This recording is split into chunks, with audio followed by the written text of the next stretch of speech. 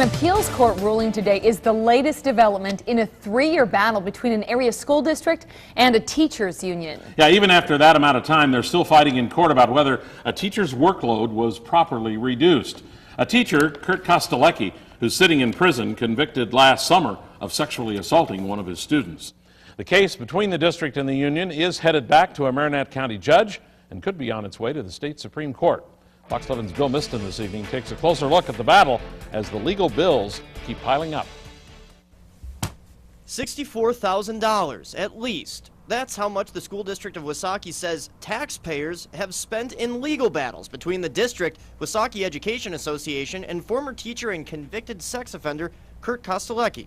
In 2009, the Wausaukee Schools reduced Kostelecki's hours, saying it was a budget move. His union filed a grievance, arguing the district was trying to punish Kostelecki for challenging district policies. The arbitrator ruled in Kostelecki's favor, so the school district appealed. But before a Marinette County judge could rule on the case, Kostelecki found himself in court for another reason. He was charged with 12 counts for having a sexual relationship with one of his teenage students. By the time Kostelecki was convicted last June, the school district won a court ruling reversing the arbitrator's decision. Kostelecki, who surrendered his teaching license and resigned, was sentenced in August to 10 years in prison. You might think that's the end of both cases, but it's not. 3 weeks after the conviction, the teachers union appealed the circuit court's decision to the state court of appeals.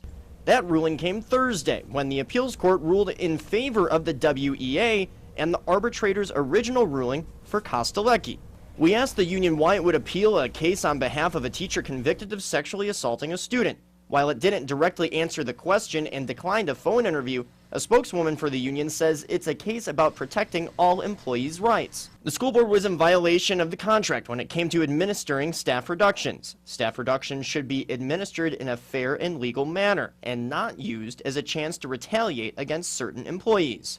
That puts the ball back in the school district's court. Wausaukee Superintendent Jan Dooley says an appeal to the Wisconsin Supreme Court is possible. And, just like the union, the district's reasoning isn't about Kostelecki's situation specifically, or even if the district owes him back pay awarded by the arbitrator. Dooley says the district wants to protect its rights. So is not paying back pay that important to the school district because of this? It's what's important to the school district is the Board of Education felt very strongly that an error occurred, and it occurred in the arbitrator's ruling. A school board meeting to discuss an appeal to the Supreme Court has not been scheduled. Neither has the hearing the appeals court ordered before the Marinette County judge to review the case. Bill Miston, Fox 11 News.